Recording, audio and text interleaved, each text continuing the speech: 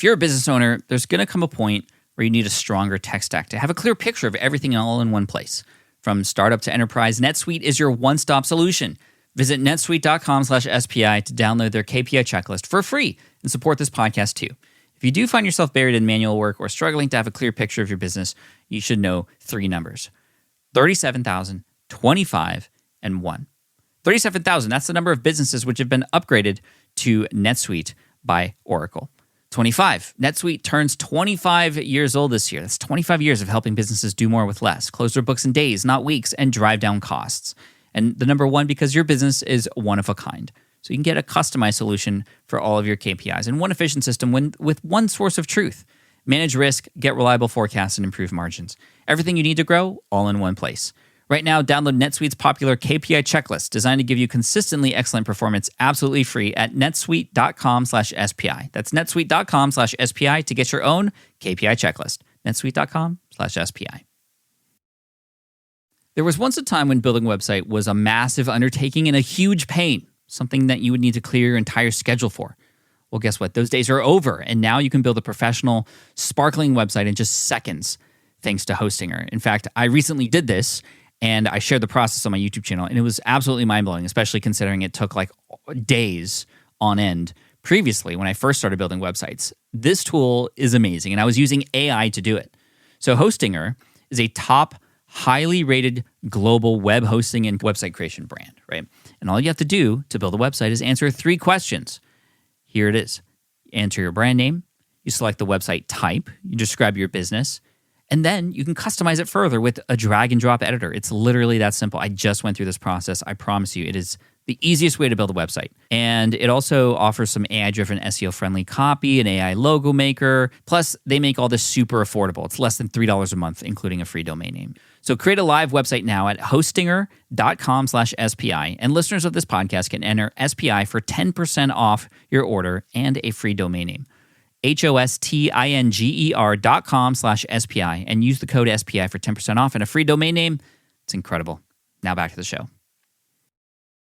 So I remember sitting in class one day doing some work for history class or something like that, and it was AP U.S. history. And the teacher, Mr. Ilbrock, like he just had this passion for history. And after the bell rang and we were on our way out, I just remember asking him just kind of randomly because it just came to me and I was curious. I asked Mr. Ilbrock, why do you love history so much? Why do you think that it's important for us to be studying history? And he said he loves history so much and he thinks it's so important to learn. And the reason why he teaches it is because it helps us understand how to better ourselves.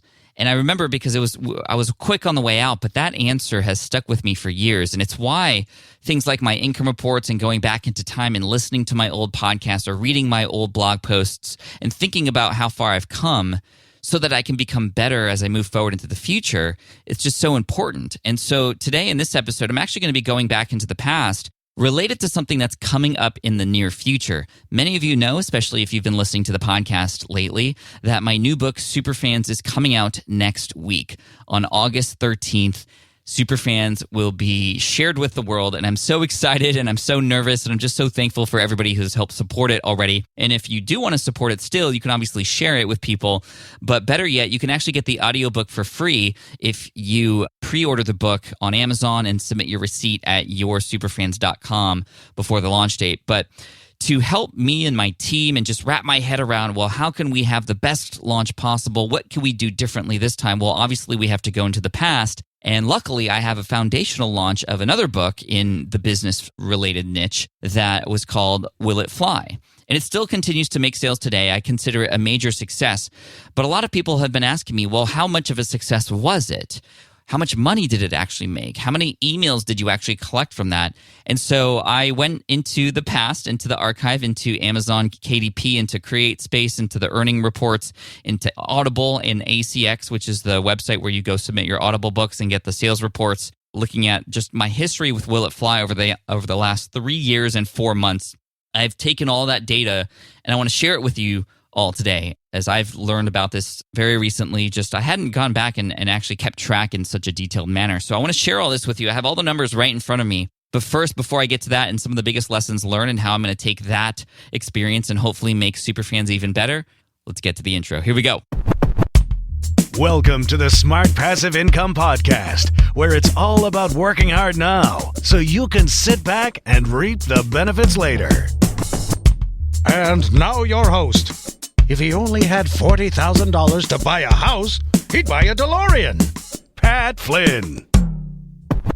Job searches can feel like they're taking forever, a real slog. So stop searching and just match with Indeed. So ditch the busy work, use Indeed for scheduling, screening, messaging so you can connect with candidates faster. Leveraging over 140 million qualifications and preferences every day, Indeed's matching engine is constantly learning from your preferences, so the more you use Indeed, the better it gets. If you want to hire fast, you need to go where the talent is. You can get unparalleled access to job seekers with over 350 million unique visitors globally, according to Indeed data, and an extended reach through Glassdoor. I love how adaptable Indeed is as well, whether you're hiring one person or you need lots for a scalable project, like hiring platform that lets you schedule and interview hundreds of candidates in one day. Like there's no other one that you would want to use. So join more than 3.5 million businesses worldwide that use Indeed to hire great talent fast. And listeners of this show get a $75 sponsored job credit to get your jobs more visibility at Indeed.com/smartpassive. Just go to Indeed.com/smartpassive right now and support our show by saying you heard about Indeed on this podcast. Indeed.com/smartpassive. Terms and conditions apply. Need to hire? You need Indeed. If you're at a desk a lot like I am, it is really important to move around and increase circulation as much as possible. And a sit/stand desk can be a massive game changer. If you haven't tried one before, this offer from Uplift is for you. Plus, you can support the show at the same time. Visit upliftdesk.com/SPI for 5% off your order. Uplift Desk is the place to go. There are so many customization options, plus free 30-day returns, free shipping, free accessories with every desk. And did I mention the industry-leading 15-year warranty? It's no wonder they've been Wirecutter's pick for 6 years in a row. Plus, they offer a great range of ergonomic chairs and storage systems if you want to give your whole workspace a makeover. They even have an augmented reality feature so you can see what your new desk will look like in your space using your phone. I mean, they even make a height-adjustable conference table that doubles as a regulation-sized ping pong table. These folks have really thought of it all. And if you want to build the workstation of your dreams, I highly recommend checking them out. Just go to upliftdesk.com/SPI for 5% off your order. That's upliftdesk.com/SPI to get 5% off your entire order. Hey, what's up? My name is Pat Flynn. Thank you so much for joining me today on the Smart Passive Income Podcast. I'm here to help you make more money, save more time, and help more people too. We are here today in episode 383 doing an income report on my book, Will It Fly? We're going to talk about everything from ebook sales, paperback sales, audiobook sales, bounty sales. What is that? I'll talk about that as well. Bulk paperback sales for events and things like that. Royalties from foreign rights of the book. I don't know if you know this, but the book was published in Korea, Vietnam, Romania, Taiwan, and Poland, and a few other places. And how much money was made from that? Plus money that was made beyond the book. The book is a first step in a process to hopefully help more people and serve people in different ways if they'd like to be served in more in-depth manners. And that includes a course, that includes collecting emails, and I have a grand total to share with you at the end. And we want to compare this to, well, how does this compare to if I were to take an advance, for example? And I know a lot of you are self-published authors or soon-to-be self-published authors, or you might be weighing the pros and cons of self-publishing versus traditional publishing, which we talked about a couple episodes ago. I think, let me get that number for you. That was episode 381. Last week, in 382, I had a clip from a video interview I did with Hal Elrod where he talked about how he sold millions of copies of his book, The Miracle Morning. And it's funny because you'll hear in that interview, he didn't sell very many at first. It sort of took a snowball effect and wow, it just kind of really inspired me and blew me away. So I hope you listen to both of those episodes. We'll have all those links in the show notes for you. But today we're going to dive into the income of Will It Fly? And so this book was written, it's called Will It Fly? How to Test Your Next Business Ideas So You Don't Waste Your Time and Money. And it was written to answer the number one question that I was getting from people, which related to the number 1 and 2 fears that people had related to starting a business. Actually, most of my audience has even yet to start a business, and this is why I'm here. And the book was a great answer for that question because it's something that people can hold and work through. It's a system, a step-by-step process. That's why the tagline is how to test your next business idea so you don't waste your time and money. You often hear me talk about running surveys and having conversations with your audience members and your target avatar such that they're going to give you the language to use in your products and your emails. Well, this is a direct case of that because testing a business idea and not wasting your time and money. I mean, I didn't guess about that. You all told me that, and that's why I wrote the book. And Superfans is a little bit different because Superfans coming up is less about what people have told me they needed, but more about what I know they need versus what I think they know they want. And so Superfans is a little bit different. But if any of you are thinking about writing a book, I would definitely start with, well, what is the most important question that is holding your beginners or your target audience back? And that's where Will It Fly came from. This is why I continued to write it, even though it was hard. It was about a 2-year process. I hired a coach to help me write it. It was so important to me to finish it because I knew it was going to be so helpful. And 3 years and 4 months later, we're going to go over the numbers right now. So just let me start with the total number of units sold, and then I'll break them down by chunk in just a minute. But we sold 52,166 copies. Now, it depends on who you ask, but for me, that's a huge, huge success. However, if you were to ask, Stephen King or J.K. Rowling, that wouldn't be a success. And that just drives me to my first lesson is you cannot play the comparison game. If you go, oh, Pat sold 52,000 copies I only sold this many copies. And this is why I'm talking about this. This is the first lesson here that sort of sets up this entire episode because I don't want you to hear these numbers. I don't want you to think about the number of units I sold because we're apples and oranges. We're different people. We're different audiences and we're in different niches perhaps. So you have to base success off whatever you feel success is for you. And for me, and what I would recommend is making sure that you're at least getting this into people's hands, which means you need to market it. And you also need to, change people's lives with it, actually help them. And that's what serving is all about. And we can serve in many different ways, and you should serve with your book too. But a book is a great way to start serving people and to also build authority. This book has definitely landed me on a number of stages, on a number of different podcasts. There's a lot of byproducts of writing a book as well beyond just the hard numbers here. But 52,166 units sold. I don't know what you think that is in terms of whether you think that's a success or not, but to me it is. And so let's start with ebook sales. Ebook, Kindle version, it had different prices because I did different deals. I remember there was a week-long period at the start to help market the ebook to sell it at $2.99, and it went back up to $6.99 afterwards. So there was a big drive to push the ebook sale up front, which definitely helped because I landed a Wall Street Journal bestseller list spot based on my ebook sales, which was really cool. And I ended up position number 7 after a week of selling, I think, 7,400, just to give you some benchmark there. So I sold 7,400 ebooks at $2.99 in the first week, and that landed me number 7 on the chart. But of course, it's different every week. Different books sell different rates, and I got lucky that there weren't a lot of other more popular books at the time. Not to sort of discount my book. I think we did very well, and I think I earned that spot. But you never know. You might come out during the same week of 10 other gigantic books from gigantic authors, and you just kind of have no chance. So, it's kind of, you have to kind of, play that game a little bit. But overall, over the last 3 years and 4 months since it was published, there was 19,221 ebook sales.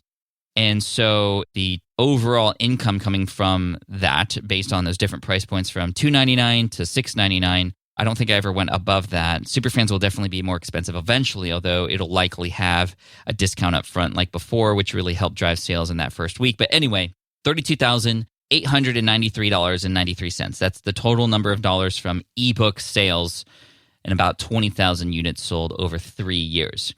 Paperback sales are less units, 13,556. But the book is more expensive. The retail price is $16.95, but Amazon never sells it at that price. They always discount it, and it changes almost daily or weekly depending on what they know based on their algorithms and what have you. It just changes. So the royalties differ, but I think the average royalty that I get for that book is about $5, which when you consider the royalty from a traditionally published book after the advance, I mean, you're earning 10 cents, 12 cents per book. I talk more about that in episode 381 if you want to go into the sort of pros and cons of self-publishing versus traditional. But it just makes me like seeing it here at about $5 per book is pretty amazing in terms of just the long term of this, especially if it's a book that continues to get shared, which is why Hal's book is so inspiring. Self-published in millions of copies. I mean, 500,000 in Brazil alone, just ridiculous. And he had some strategies mentioned in that book, which were amazing.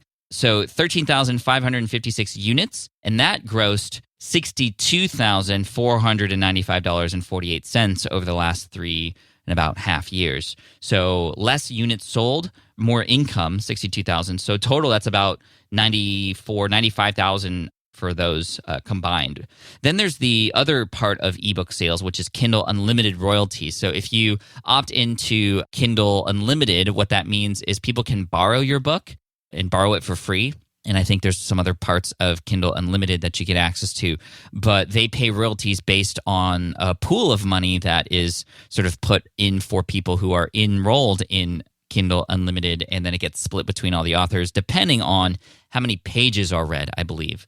And so my royalties over the last 3 years from Kindle Unlimited is $4,087.88, so significantly less. But all those things combined, we're talking $100,000 over the last 3 years from ebook sales, paperback sales, and Kindle Unlimited royalties, which is really amazing. But here's where it gets interesting. Let's talk about the audiobook, guys. The audiobook sales, about 19,000 copies, 19,000 units sold, to be exact, 19,389. Interestingly enough, very similar to the number of ebook units sold, but the total income coming from audiobook sales, this is audible.com, 96,945.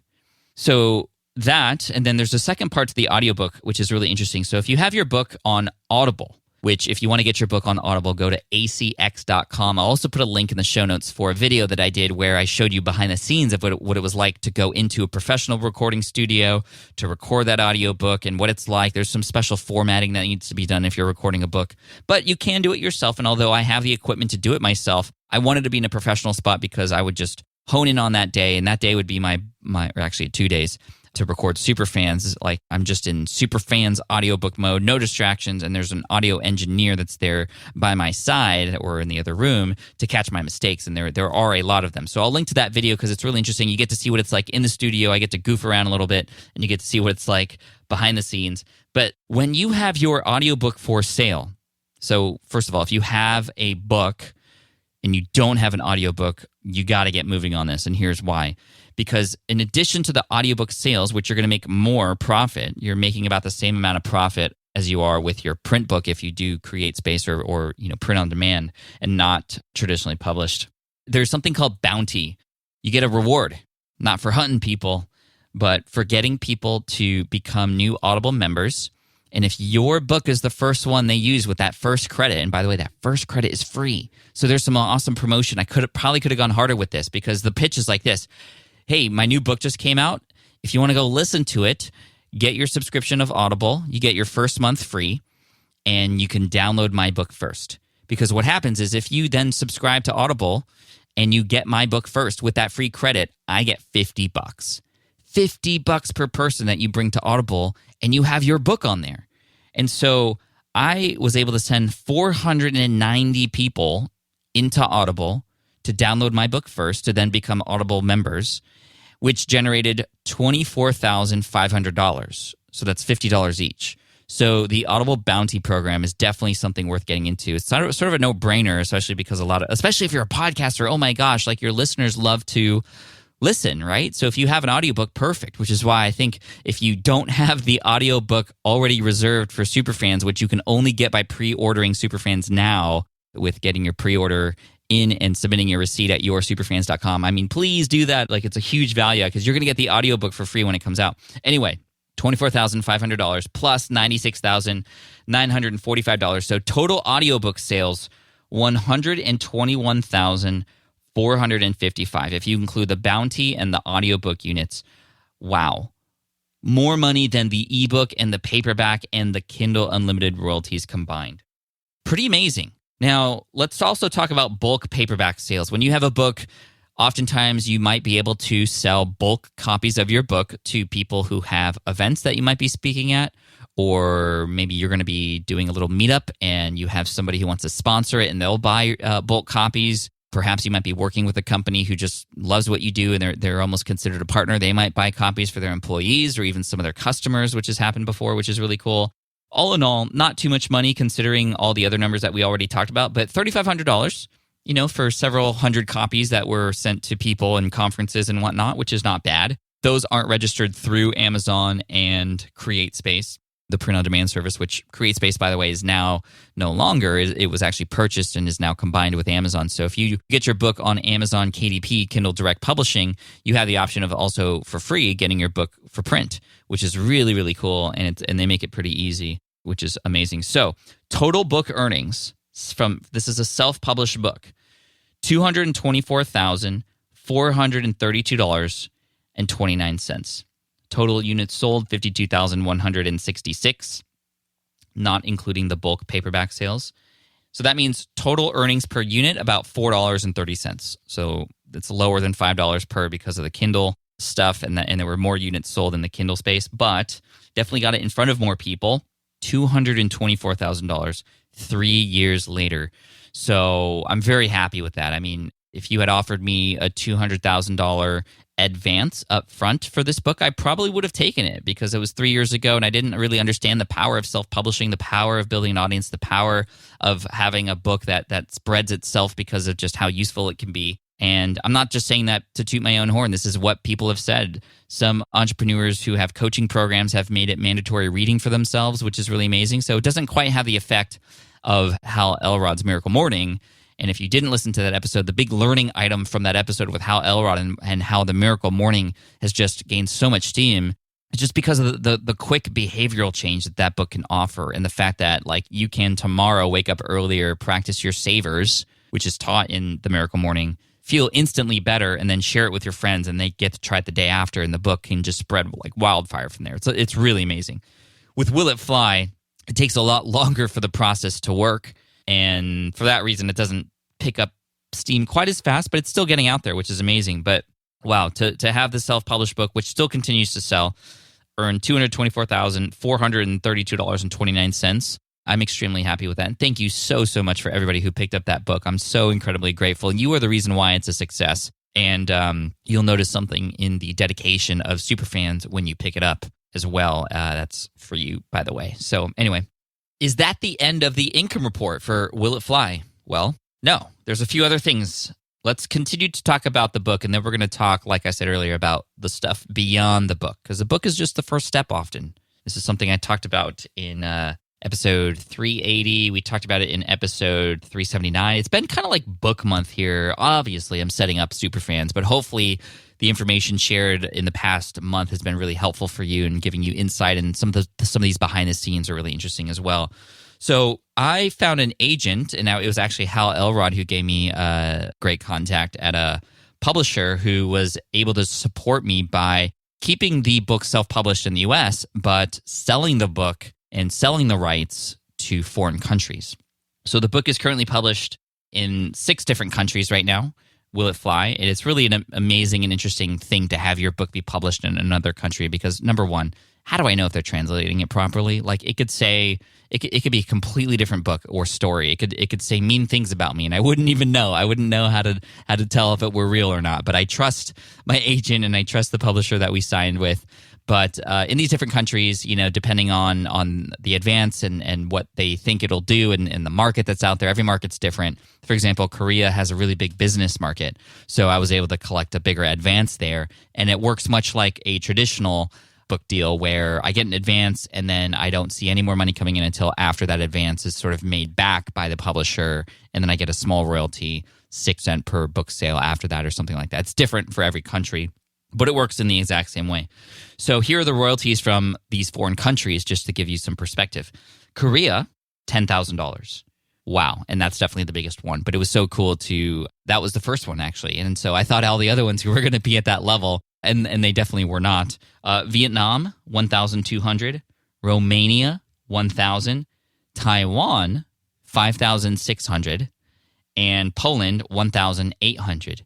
Now, interestingly enough, the one that it's picking up in the most is in Poland, thanks to a lot of help from Michael Safransky, who is, I don't know if you remember the story that I've ever told about the marathon runner who crossed the finish line holding a banner with my name on it after having gone through a terrible accident. But he ran a full marathon with a banner with my name on it because he listened to the podcast, got inspired. And if you've heard that story before, he actually helped me get into the Polish market because he is one of the number one authors now as a result of learning from me and taking action in Poland. He's crushing it right now. I think in the first week, he self-published a book and it sold 40,000 copies in the first week. Like, he's doing better than me. Anyway, I'm just super proud of him. But Poland, 1,800. So in total, 19,600 minus commissions, minus finder fees, like, for the agent and whatnot. So, it's roughly about $20,000. But in total, so that's all related to the book and the book itself, right? In the U.S. and foreign rights. So total so far, $244,032.29. So we're rocking. I mean, we're at about $250,000 now since writing this book, and I'm just so thankful for that. But it doesn't stop there because, like I said, your book is oftentimes going to be a launching platform for other things. Now, one of the most important things that you can do with your book is try to collect email addresses. I don't think it matters what niche you're in unless – even if you're writing fiction, I think it's important to collect emails now. I wouldn't collect emails in the middle of a book. That being said, I can find some pretty creative ways to, hey, put your email in here to get sort of the backstory behind this part here. If you want to download the image and the illustration that is probably going through your head right now about this part in the story, go here and I'll get your email. Yeah, I think email is so important. I mean, you're going to hear me talk more about email in the upcoming months because it is something that is so important now, especially with social media and algorithms getting in the way. A lot of people are saying, social media is on the way out, and email marketing, although many people have said it's been dead for a while or it's dying, it's definitely not in my business, that's for sure. But it's something that I think more businesses will be needing to pay attention to. And if you're writing a book, you need to collect email addresses. And the way that I did it with Will It Fly was through something called a companion course.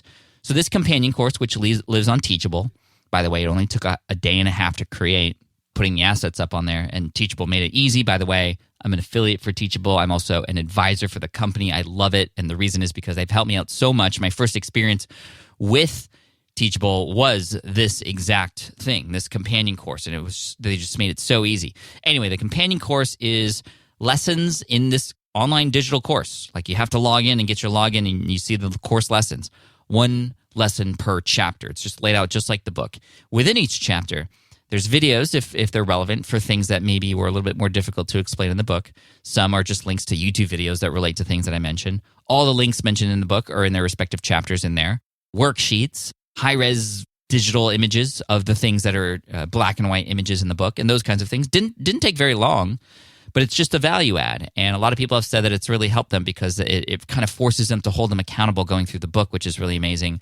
I actually got inspired to do that by a show called The Walking Dead, which many of you may have heard of before. But if you weren't like a super nerd fan of it like I was, AMC is the station that it was on, or the channel. Does anybody even say station anymore? Does that even matter? Anyway, they had this thing called the AMC Walking Dead Story Sync, where while the episode was playing, you can go to this website and it would, in real time with the episode, sort of like show you other information, like to add on to the scene, behind the scenes information, other things that you may miss. And it was really cool. So I was trying to create something similar. I didn't want to just go, hey guys, like get this other ebook, or hey, get the audiobook for free by sending me your email, or some other like usual bonus that one might offer. I wanted something that was very high quality, something that would be sort of an obvious, and it was mentioned at the beginning of the book, it was mentioned at the end of the book, and it was mentioned throughout the book as well.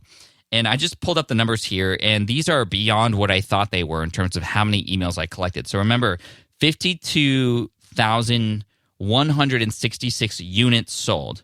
Here's how many people are enrolled in the course right now, which means I have their email. 26,680. That's a 51% conversion rate.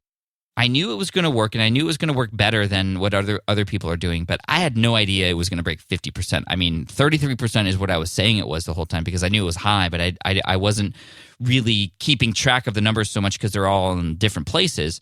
But audiobook and ebook combined, that and it is mentioned in the audiobook as well, but we're talking 51%. Half of the people who read this book send me their email. Can you imagine just the amazing power that comes with? And number one, responsibility, but number two, the ability for me to now further help these people through the Teachable course, through other offerings, through blog posts that relate, through other relevant podcast episodes. Now, I'd mentioned courses.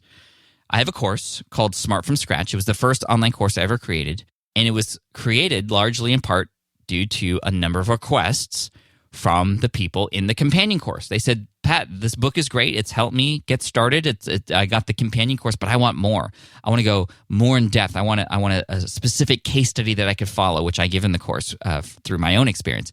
I want communication with other members. I want communication with you, Pat, through office hours, which I offered. And the way that all my courses are now are a result of the way people had asked me courses to be back when Smart from Scratch was starting. So I owe so much to the Will It Fly companion course members. Now, not all Will It Fly companion course members are obviously students of this course. First of all, 50% conversion rate from the book and then 100% conversion rate from the book into the course, that's unheard of. That's impossible, nearly. But that's what you want to shoot for, obviously. But in total, we have 1,684 students enrolled in Smart from Scratch. And no, not all of them have also gone through this funnel, but many of them have. Most of them have. 1,684 students, which total $215,308.71 in earnings. And the best part about this is, yes, you're probably like, whoa, that's like just as much money as you made from the book. Just about. But here's my favorite part. I get emails and handwritten notes every single week. Thank you for Smart from Scratch. It has helped me start my business. I launched my course and I got my first customers. I launched my product and I finally have something I can be proud of. This is why we do what we do.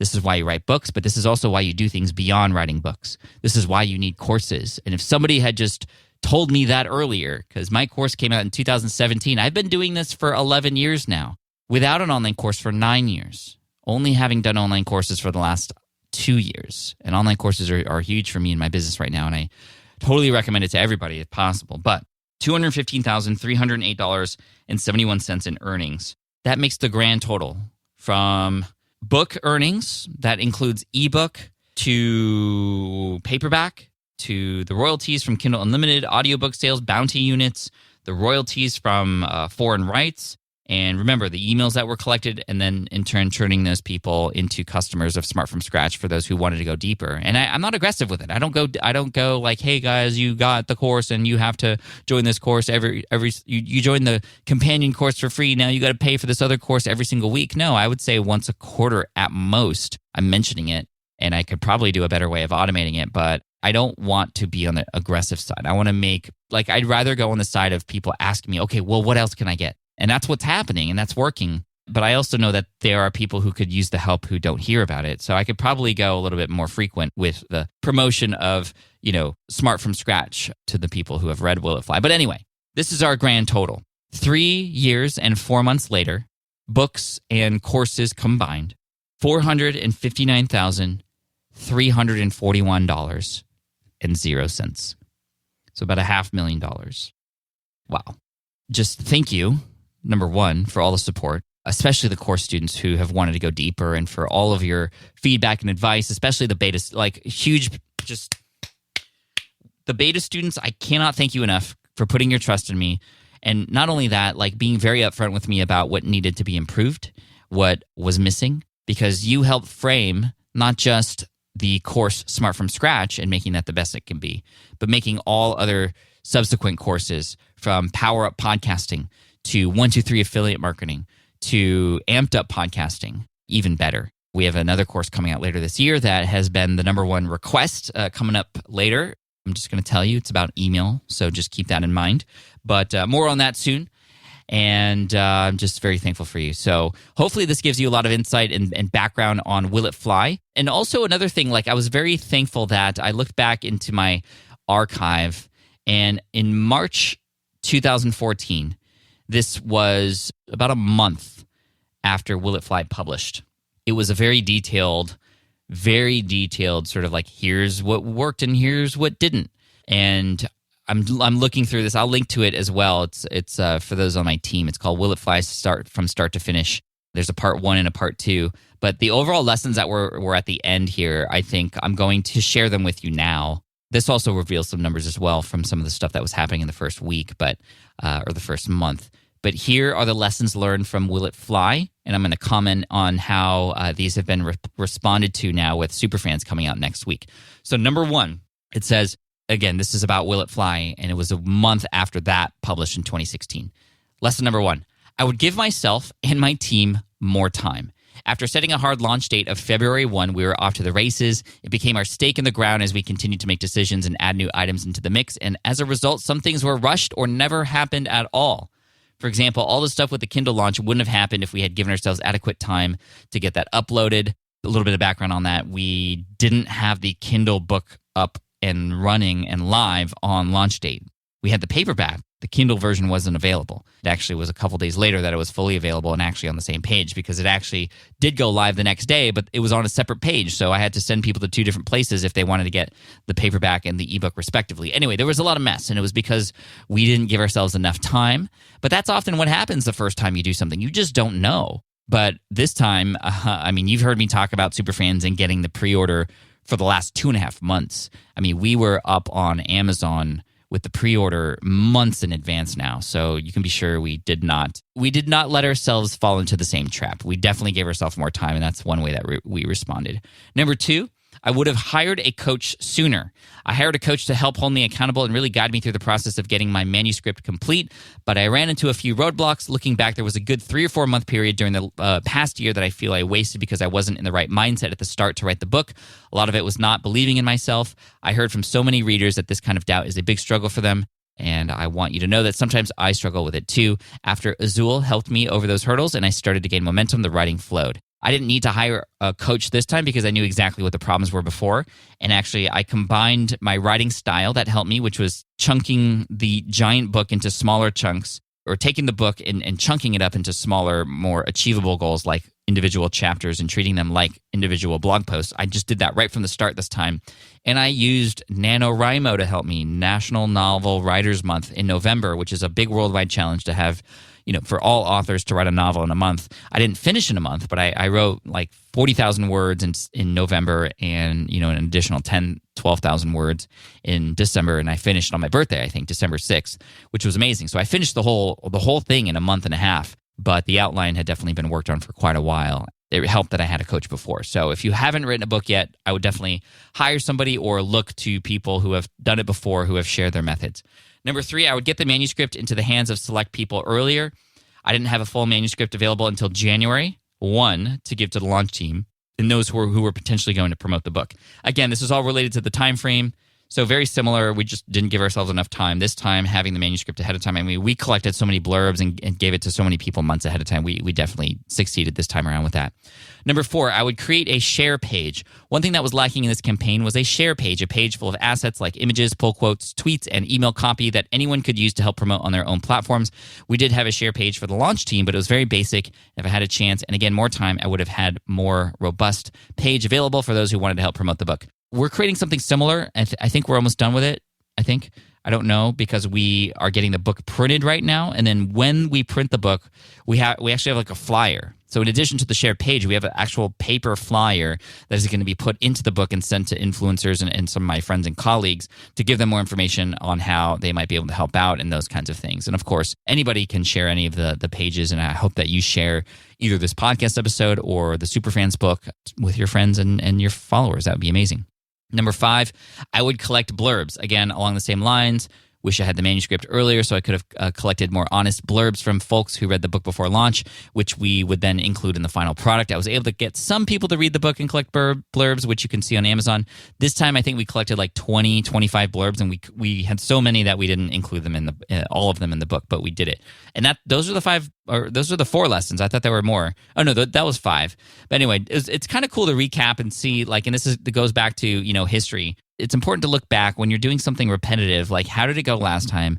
What went well? And this is why these reports are really key and why I'm really excited about these kinds of income reports that are now living on SPI. For a while I did income reports that were just about the numbers. And there were lessons involved as well, but it didn't go so deep into specific things.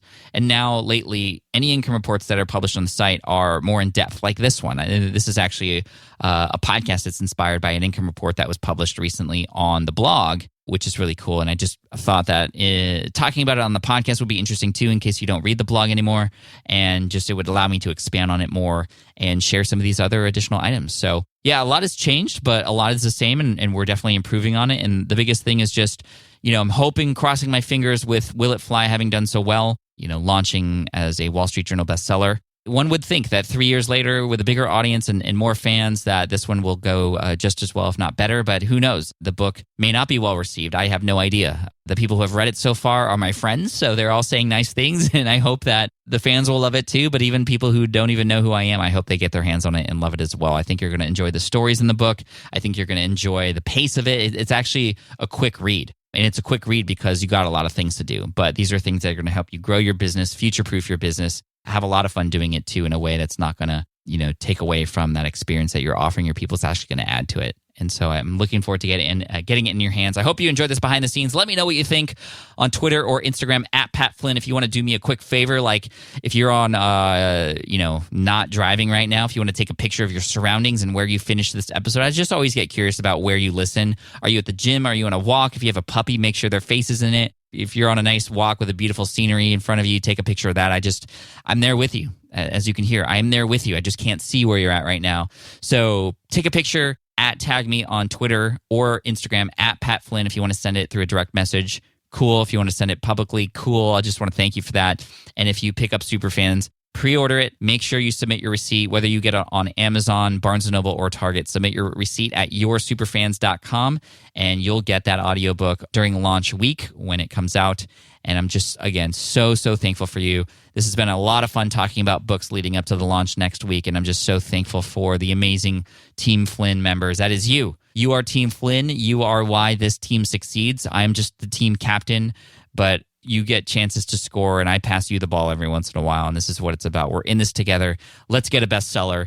Thank you so much, Team Flynn, yoursuperfans.com. I appreciate you. Show notes are available at smartpassiveincome.com/session383. Keep rocking. Keep going. This book is for you. This episode's for you. Take care. I'll see you in the next episode. Cheers. Team Flynn for the win. Thanks for listening to the Smart Passive Income Podcast at www.smartpassiveincome.com.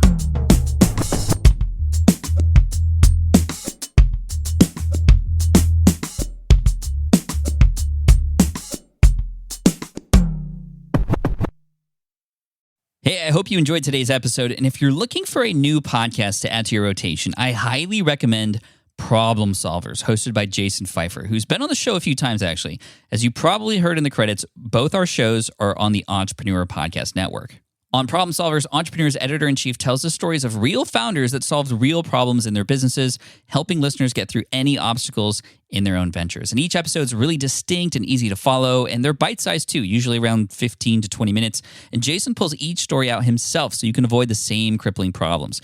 Matt and I were recently on the show in episode 302, and Jason recently hosted a great episode on whether anyone could be too quote-unquote curious for a traditional career. Listen to Problem Solvers right now on Apple Podcasts, Google, Spotify, or Stitcher.